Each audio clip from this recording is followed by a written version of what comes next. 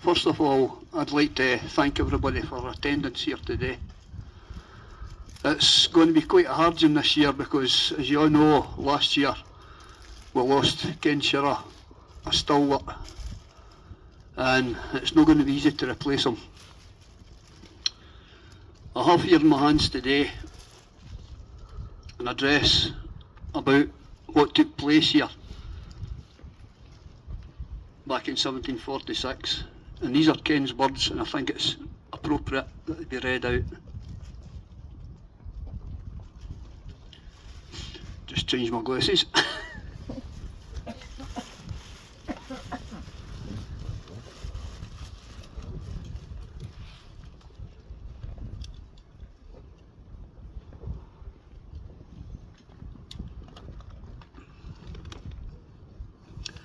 Friends, once more we're foregathered here upon this field, whereupon the Second Battle of Falkirk was fought just over 2.5 centuries ago.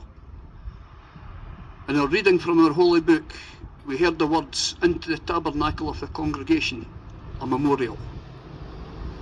The congregation of our community erected the memorial before which we are assembled.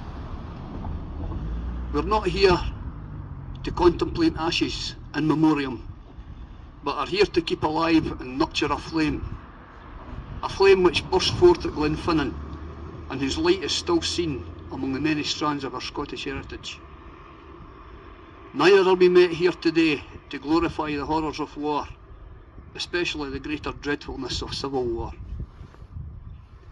We are met here today to remember and commemorate those men whose circumstances brought to this field of conflict, men who believed that the cause of their true prince was their own cause, that of the blood ancient and royal, a cause which also promised the full restoration of their very own parliament.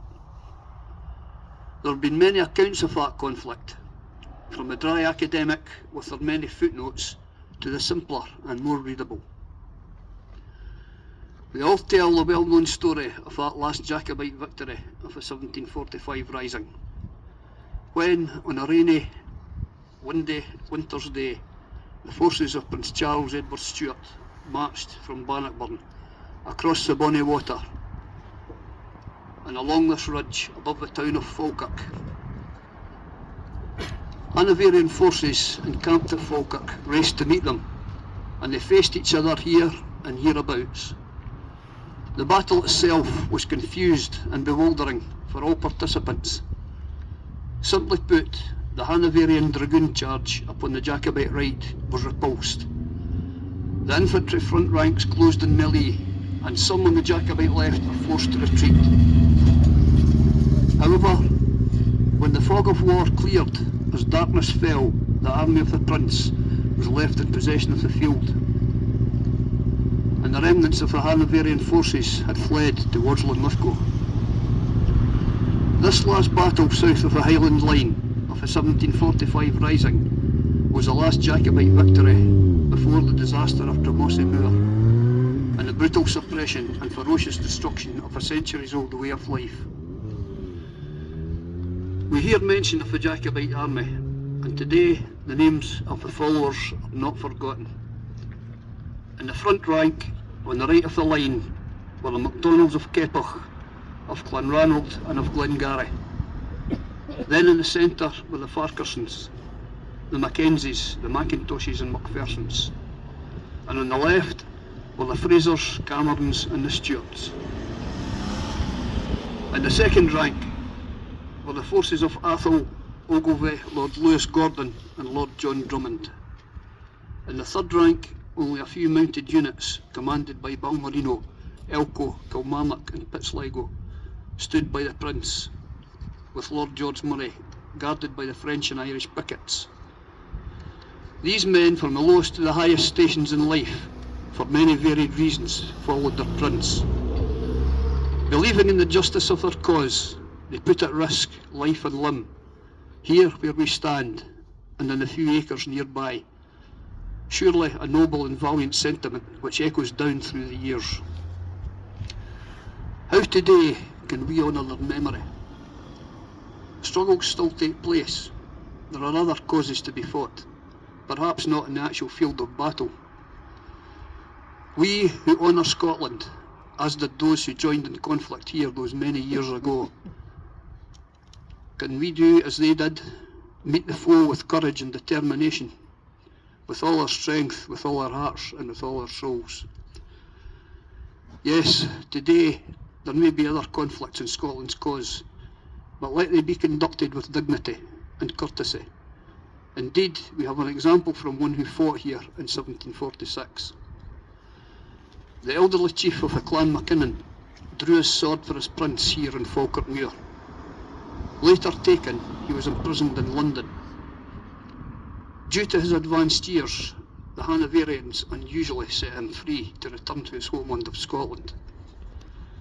As he was released, a Hanoverian officer sternly and gravely tried to impress upon him the gracious mercy of the monarch, he who was of German origin, he who was allowing him to return to his own country.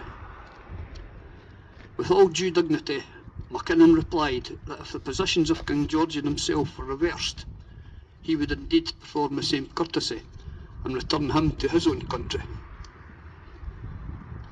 And differences of attitude towards the foe, what lessons?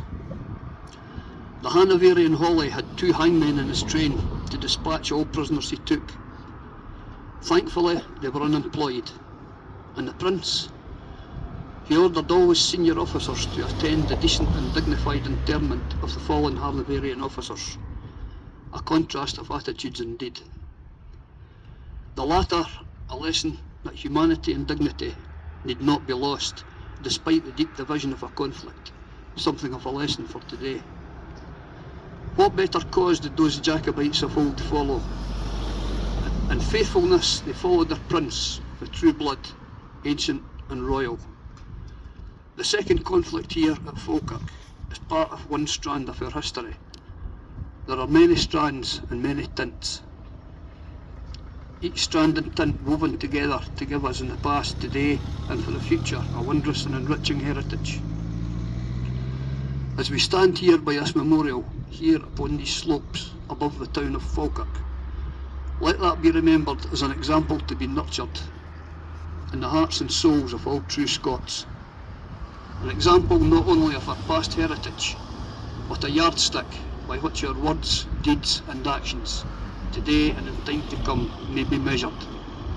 For freedom, yesterday, today and forever. Oh, bugger, brah.